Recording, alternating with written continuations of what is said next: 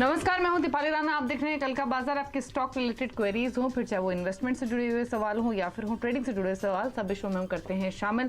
तो सबसे पहले तो तरीका नोट कर लीजिए कैसे आप इस शो का हिस्सा बन सकते हैं, अपने सवाल पूछ सकते हैं। तो व्हाट्सएप नंबर आप नोट कर लीजिए 7045220000। ये हमारा व्हाट्सएप नंबर है। इसके अलावा आप सोशल मीडिया प्लेटफॉर्म्स के थ्रू भी कनेक्ट कर सकते हैं और सोशल मीडिया प्लेटफॉर्म्स पे यानी CNBC आवाज़ के हैंडल पर जाइए या फेसबुक ट्विटर पर अपने सवाल वहाँ भेज दीजिए। ये शो लाइव भी जा रहा है, साथ ही आप देख भी सकते हैं, अपने क्वेश्चन भी भेज सकते हैं। शो के दौरान हम कुछ सवाल पिक करते हैं। हमारे साथ आज manasjaiswal.com के मानस जायसवाल मौजूद है। मानस नमस्कार, स्वागत है आपका। मानस का व्यू लेंगे, लेकिन उससे पहले आज बाजार में हुआ क्या वो आपको बता देते हैं। कारोबारी हफ्ते का पहला दिन बाजार बिकवाली रही। अगर आप फार्मा को छोड़ दें तो सभी सेक्टर इंडेक्स दबाव के साथ ही बंद हुए। सेंसेक्स 600 पॉइंट फिसल गया। निफ्टी में भी हमने 200 अंकों की गिरावट देखी और ये 16,900 के नीचे बंद हुआ है आज के सेशन में। निफ्टी बैंक भी 602 अंकों की कमजोरी के साथ 38,030 पर बंद हुआ। Mid cap small cap stocks में भी दबाव था। सबसे ज्यादा बिकवाली मेटल, FMCG, ऑटो स्टॉक्स में देखने को मिली। वहीं सबसे ज्यादा दबाव भी आपको एनर्जी, रियल्टी और IT स्टॉक्स में देखने को मिलेगा। अगर आप FIS के डेटा देखेंगे तो FIS ने खरीदारी की है 590 करोड़ की, DIS की ओर से बिकवाली हुई 423 करोड़ की। लेकिन आंकड़े FIS की तरफ से भले ये पॉजिटिव दिख रहे हो, लेकिन लगातार हमने वहां से बिकवाली भी आते हुए देखी है। अब कल के लिए फटाफट से एक व्यू ले लेते हैं, उसके बाद आप क्वेश्चन जो करेंगे शामिल। मानस नमस्कार, पहले तो बताइए क्या सजेशन रहेगा मार्केट्स पर कल के लिए। आज के डेटा को रीड करते हुए, चार्ट्स को समझते हुए कल के लिए क्या व्यू है? देखिए, ये दीपाली जी सही है कि हाई लेवल पे प्रॉफिट बुकिंग देखने को मिली, तो और वो बिल्कुल सरप्राइज मूव था क्योंकि फ्राइडे के सेशन में पैटर्न्स चार्ट्स पे तो काफी पॉजिटिव बने थे। तो 200 डे मूविंग एवरेज के आसपास बुलिश एंगल्फिक पैटर्न बना था, वीकली चार्ट पे हैवर पैटर्न बना था। थोड़ा सरप्राइज जरूर हुआ, लेकिन फिर भी मेरा समझना है कि अभी आपको एग्रेसिव होकर शॉर्ट कॉल नहीं लेना चाहिए। लोअर लेवल पे 16,750 के आसपास निफ्टी पे स्ट्रॉन्ग सपोर्ट दिखता है। उसके नीचे अगर जाए तभी आपको इस मार्केट में बेरिश होना है, अदरवाइज शायद कंसोलिडेशन के बाद एक ऊपर का मूव आपको देखने को मिल सकता है।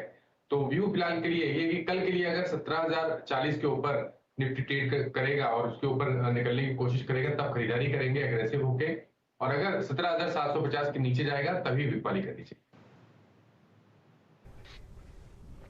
ओके, चलिए तो लेवल्स आपको बताए गए हैं। निफ्टी पर जो इंपॉर्टेंट रहेंगे 16,887 पर हुआ है बंद। लेकिन बिना देरी के क्वेश्चंस को करते हैं अब शामिल और पहले कॉलर से बातचीत कर लेते हैं। हमारे साथ फोन लाइन पर अपना सवाल पूछने के लिए धर्मेंद्र मौजूद हैं जबलपुर मध्य प्रदेश से।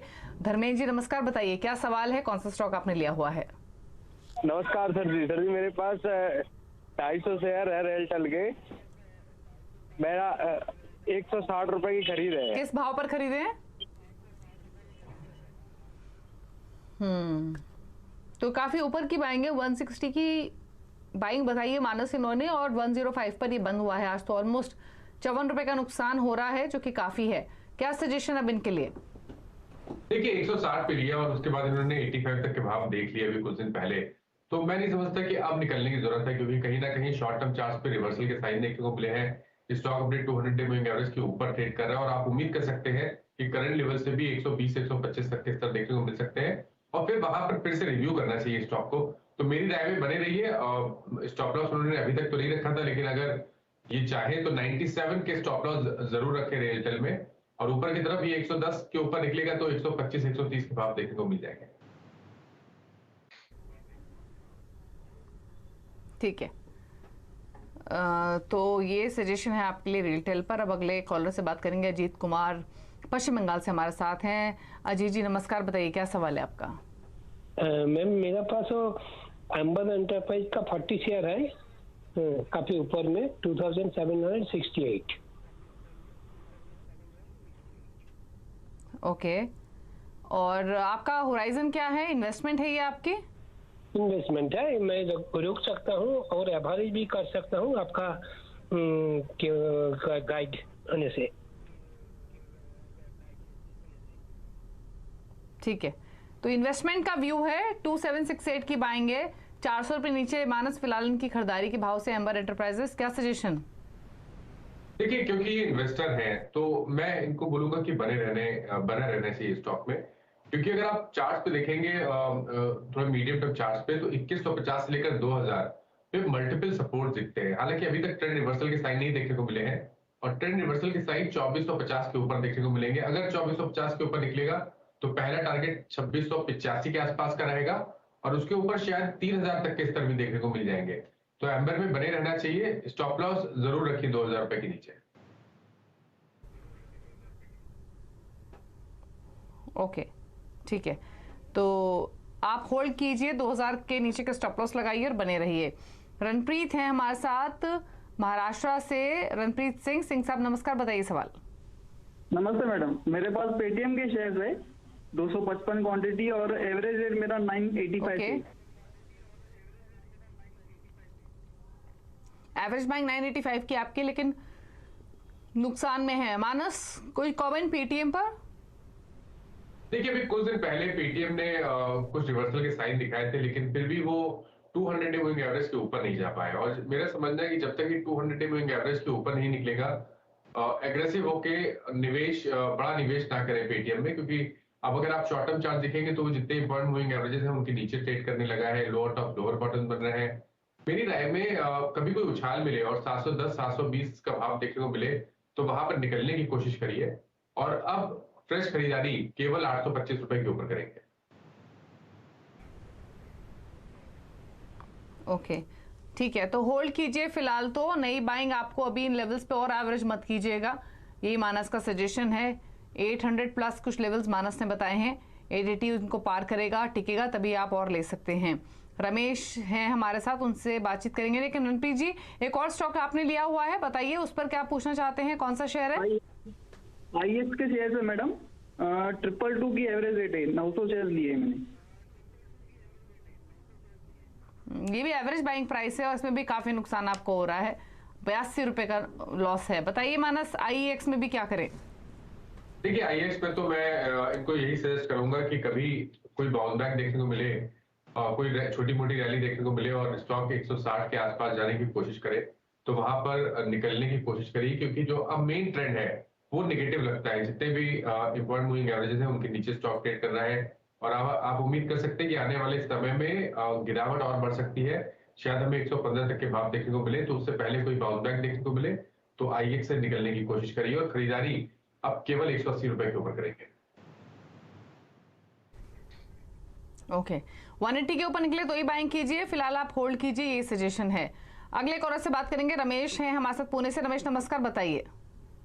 हाँ, good evening ma'am. Good evening, पूछिए इस क्वेश्चन अपना। हाँ, गुड इवनिंग मैम।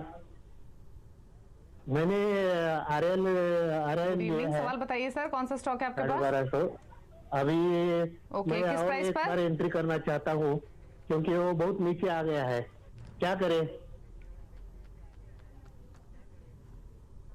ठीक है, तो मानस 1250 की बाइंग ऑलरेडी काफी अच्छे लेवल पे इन्होंने एंट्री ली है रिलायंस में, और इंपॉर्टेंट सवाल ये है कि लॉन्ग टर्म इन्वेस्टर हैं, इन लेवल्स पर और ऐड भी कर सकते हैं, क्या सजेशन रहेगा इनके लिए?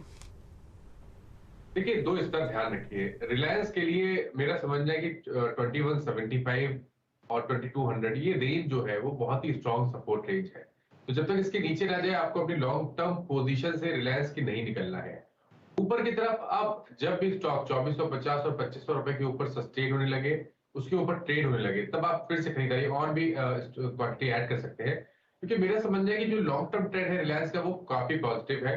और शायद अगर आने वाले समय में 6 से 8 महीने का अगर समय हो तो आपको यहाँ पर 3100 रुपए तक के भाव भी देखने को मिल सकते हैं। इसलिए ब्रेकआउट पे 2500 रुपए के ऊपर फ्रेश खरीदारी करिए। आपके पास लॉन्ग पोजीशन है तो वहां बने रहिए 2175 के स्टॉप लॉस। ओके, तो होल्ड करने की सलाह है 2175 के स्टॉप लॉस के साथ, और स्ट्रैटेजी मानस ने आपको रेकमेंड की है। डिस्क्लोजर भी दे दे, सीएनबीसी आवाज चैनल आप देख रहे हैं वो टीवी 18 के अंतर्गत आता है और टीवी 18 नेटवर्क 18 दोनों का ही स्वामित्व रिलायंस इंडस्ट्रीज के हाथों में है। निशा है हमारे साथ अब मुंबई से। निशा नमस्कार, बताइए अपना सवाल। नमस्कार मैम, मेरे पास माइंट्री है, 3558 पे बाइंग है, 80 शेयर्स है। 3556 के आपके बाइंग है, ओके, तो 400 रुपए नीचे आपके खरीदारी के प्राइस है, 3119 मौजूदा लेवल्स हैं। पूछ लेते हैं मानस की ओर से क्या सजेशन रहेगा। तो मानस, माइंट्री काफी ऊपर की बाइंग और इसीलिए लॉसेस भी हैं थोड़े, क्या सजेशंस होंगे अब? देखिए, कंसोलिडेशन का दौर है। अगर आप लोअर लेवल पे देखेंगे तो 2900 के आसपास 90 पे सपोर्ट है, 3300 के आसपास रेजिस्टेंस है। तो जब 3300 रुपए के ऊपर निकलेगा तब आपको एक फ्रेश अप्रूव मिलेगा। और क्योंकि स्टॉक पे लोअर लेवल पे काफी स्ट्रॉन्ग सपोर्ट दिखता है, इसलिए मेरी राय में 2900 रुपए का स्टॉप लॉस रखिए, बने रहिए स्टॉक में। 3300 रुपए के ऊपर निकलेगा तो आपको कम से कम 3800 और उसके ऊपर 4200 रुपए 4200 तक के भाव देखने को मिल जाएंगे। ओके, तो होल्ड करने की सलाह है, फिलहाल बने रहिए, यही सजेशन निशा जी आपके लिए। रवि हमारे साथ, रवि आनंद पटियाला से। रवि नमस्कार, बताइए क्या सवाल है? मैडम मैडम मेरे पास मास्टेक के शेयर हैं 14 2311 के रेट पे, मैं लॉन्ग टर्म के लिए उसको रोक सकता हूँ मैडम? ओके, ठीक है, लॉन्ग टर्म के लिए रुक सकते हैं। आपके पास 2300 रुपए के आसपास से खरीदारी है मास्टेक में, 600 रुपए के आसपास का नुकसान। क्या करें मानस, अब ये मास्टेक में लॉन्ग टर्म व्यू है? देखिए, अगर ट्रेंड की बात करें तो ट्रेंड नेगेटिव लगता है, लोअर टॉप लोअर बॉटम बन रहे हैं, जितने बॉन्ड मूविंग एवरेजेस हैं उनके नीचे ट्रेड कर रहा है। लेकिन एक होप है, होप ये है कि जो पूरी रैली हमने देखी 200 रुपए से लेकर 3400 रुपए तक, उसको स्टॉक ऑलमोस्ट 50% करेक्ट कर चुका है। तो मेरा समझना है कि यहाँ पर नहीं तो शायद 100 रुपए नीचे मैस्टेक सपोर्ट ले सकता है, और अगर वहां पर रिबाउंड देखने को मिलेगा तो जो क्रैक हमने रिसेंटली देखा है 3400 रुपए से, उसका रिट्रेसमेंट देखने को मिलेगा तो अच्छी खासी रैली आपको उस केस में देखने को मिल सकती है। मेरी राय में थोड़ा और इंतजार कर ले, शायद 1-2 मंथ में आपको बॉटम बनते हुए दिखे और फिर से एक रैली देखने को मिले मैस्टेक में। तो आई थिंक स्टॉप लॉस रखिए 1500 रुपीज के नीचे, बने रहिए। 1900 रुपए के ऊपर निकलेगा तो आपको कम से कम 25 रुपए तक के भाव देखने को मिल जाएंगे। ओके, ठीक है, चलिए तो अगला सवाल ले लेते हैं, और शुभम अग्रवाल हैं कोलकाता से। शुभम नमस्कार, बताइए सवाल अपना। हाय, मेरा 2 शेयर है। पहला है सोना BLW, 15 क्वांटिटी है और 638 पे परचेज प्राइस है लॉन्ग टर्म के लिए।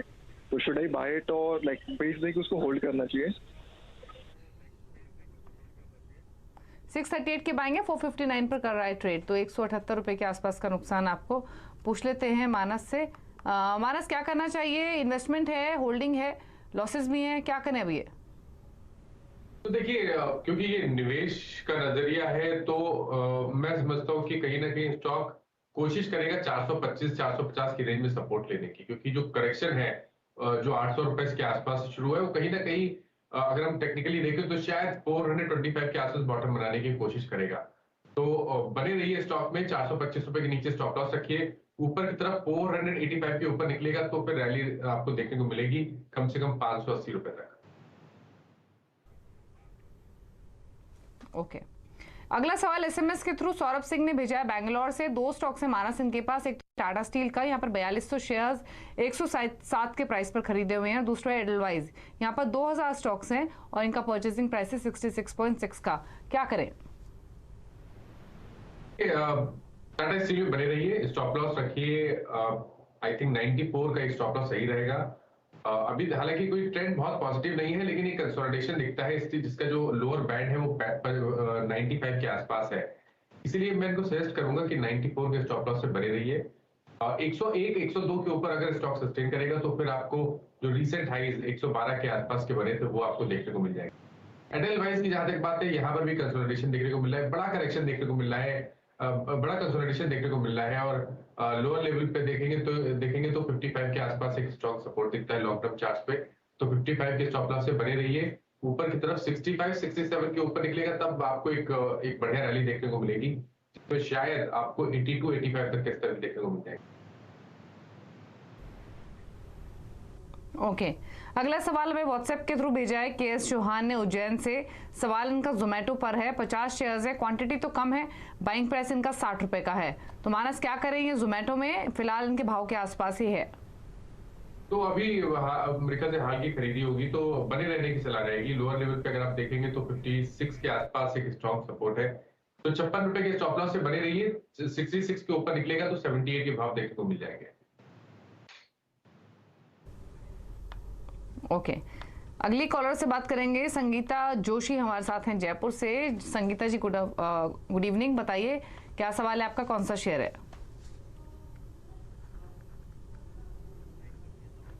चलिए, इनकी फोन लाइन डिस्कनेक्ट हो गई। सवाल लेते हैं 3A इन्फोटेक पर। इनका सवाल है मानस, 500 शेयर 63 की बाइंग है, लॉसेज में है, क्या करें? देखिए, अमेरिका से 8 रुपए के भाव चल रहे हैं और मैं नहीं समझता कि यहाँ पर निवेश रखने की जरूरत है। कभी मौका मिले और जहां आपको लगे कि आप का लॉस कम हो रहा है तो वहां पर निकलने की सलाह रहेगी। जो लॉन्ग टर्म ट्रेंड है वो निगेटिव लगता है और ऐसे स्टॉक में जहां पर 5% के सर्किट हो वहां पे मैं निवेश और ट्रेडिंग का व्यू नहीं देता हूँ। ओके, विकी सिंह ने एक सवाल भेजा व्हाट्सएप के थ्रू ही, जहानाबाद बिहार से। बजाज फाइनेंस पर सवाल है मानस, इनका काफी लोअर लेवल पे इनकी बाइंग है, ऑलमोस्ट बॉटम के नजदीक ही 2398 इनका बाइंग प्राइस है, 65 शेयर्स हैं, काफी शानदार मुनाफे में है। लेना है ये मुनाफा या अभी रखना है स्टॉक? बने रहिए, देखिए लॉन्ग टर्म का अगर नजरिया है तो बिल्कुल बने रहिए। अगर आप देखेंगे तो मेरे ख्याल से 8-9 हफ्ते हो गए स्टॉक एक ही रेंज में चल रहा है, तो ये कंसोलिडेशन है हो रहा है, एक ब्लैक पैटर्न मीडियम चार्ट बन रहा है और अगर ये ब्लैक पैटर्न का ब्रेकआउट हमें 75 के ऊपर देखने को मिलेगा, 7500 के ऊपर देखने को मिलेगा, तो आपको करीब 800-900 रुपए का आपको और देखने को मिलेगा। तो मेरी राय में बने रहिए, स्टॉप लॉस 6950 के नीचे रखिए। ओके, चलिए, तो ये सजेशन है, होल्ड करने की सलाह है। अपने इन्वेस्टमेंट को होल्ड कीजिए बजाज फाइनेंस में लॉन्ग टर्म के लिए। रुक रहे हैं एक ब्रेक के लिए, लौटेंगे तो सोशल मीडिया से करेंगे क्वेश्चंस को पिक। जल्द वापस आते हैं।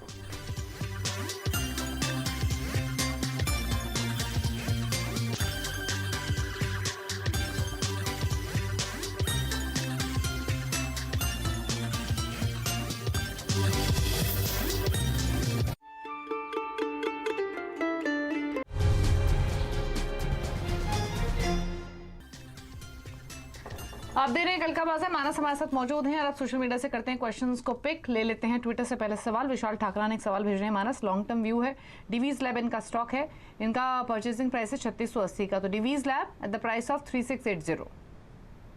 तो बने रहने की सलाह है। देखिए 3400 रुपए के आसपास डिवीज लैब पे एक स्ट्रॉन्ग सपोर्ट है, तो वहां पर स्टॉप लॉस रखें। पहला टारगेट 3900 के आसपास का आता है और 3900 के ऊपर निकला तो शायद आपको 4300 तक के भाव भी देखने को मिल जाएंगे।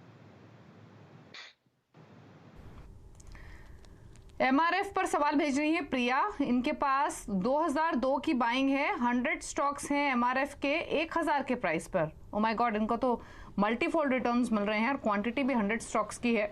दूसरा आईआरसीटीसी, इनके पास आईपीओ प्राइस का है, होल्डिंग छोटी है, जानना चाहती हैं कि एमआरएफ की क्वांटिटी सेल करके आईआरसीटीसी में इन्वेस्टमेंट करना कैसा रहेगा लॉन्ग टर्म के लिए, तो क्या सजेशन? देखिए एमआरएफ से निकलने की सलाह तो नहीं रहेगी, क्योंकि देखिए एक ऐसा स्टॉक है जिसने हमेशा निवेशकों को बहुत पैसा दिया है। किसी ने भी लॉन्ग टर्म के लिए अगर एमआरएफ को होल्ड किया है तो उसको अच्छा खासा प्रॉफिट हुआ है। तो एक अच्छे स्टॉक से निकलने की सलाह नहीं रहेगी। हालांकि आईआरसीटीसी के चार्ट भी खराब नहीं है, अगर थोड़ा सा मीडियम टर्म आउटलुक रखा जाए तो आईआरसीटीसी भी शायद आपको 950 से लेकर 960 तक के भाव आपको जल्द दिखा सकता है, शायद उसको 6 से 8 महीने का समय लगेगा, लेकिन एमआरएफ से निकलने की सलाह नहीं रहेगी। एमआरएफ से एग्जिट मत कीजिए, और फंड्स हैं तो आईआरसीटीसी में ऐड जरूर कर सकती हैं, यही सजेशन है। और सवाल लेंगे, और आरबीएल बैंक पर पराग अशर एक सवाल भेज रहे हैं, 127 रुपए की बाइंग प्राइस है, व्यू है शॉर्ट टर्म का मानस। सॉरी, स्टॉक का नाम मैं नहीं सुन पाया। RBL bank. Okay, RBL bank की जहां तक बात है, आरबीएल बैंक ने अभी अंडर परफॉर्म किया है पिछले करीब, अगर हम 2 हफ्ते की बात करें, हाई लेवल पे 128-130 के आसपास स्ट्रॉन्ग रेजिस्टेंस दिखता है, तो जब तक वो नहीं ब्रेक करेगा कोई बड़ा मूव देखने को नहीं मिलेगा। हालांकि 97 के आसपास एक स्ट्रॉन्ग सपोर्ट है, तो वहां पर आपको स्टॉप लॉस रखना है। हरिका पाल एक सवाल भेज रहे हैं वरुण बीवरेजेस पर 1025 की बाइंग है मानस। बीबीएल की जहां तक बात है यहाँ पर तो बिल्कुल बने रहिए। हाई जो मीडियम टर्म चार्ट से बेहतरीन लगते हैं, हाई टॉप हाई बॉटम का ट्रेंड है, नीचे की तरफ 900 रुपए पे एक स्ट्रॉन्ग सपोर्ट है, और अगर ऊपर की तरफ के टारगेट की बात करें तो शायद आपको पहला टारगेट 1150 का सेट करना चाहिए, लेकिन अगर नजरिया लंबा है तो 1310 के टारगेट सेट करिए। ओके, चलिए ठीक है, तो ये सजेशन है आपके लिए, और होल्ड कर सकते हैं, आपके बाइंग प्राइस के आसपास ही फिलहाल स्टॉक कर रहा है ट्रेड। चलिए शुक्रिया मानस, आप शो में आए, सभी स्टॉक्स पर आपने अपना व्यू दिया। कोई क्लोजिंग कमेंट आपकी ओर से? दीपाली जी, जिन स्टॉक्स के बारे में बात हुई इसमें किसी में भी मेरा पर्सनल होल्डिंग नहीं है, पर एडवाइस अपने क्लाइंट्स को दी हुई होती है, तो उनके पास पोजीशन जरूर। ओके, शुक्रिया आपका आने के लिए शो में और सभी स्टॉक्स पर अपनी राय देने के लिए। तो इसी के साथ कल का बाजार में तो इतना ही, लेकिन खबरें लगातार जारी CNBC आवाज पर। नमस्कार।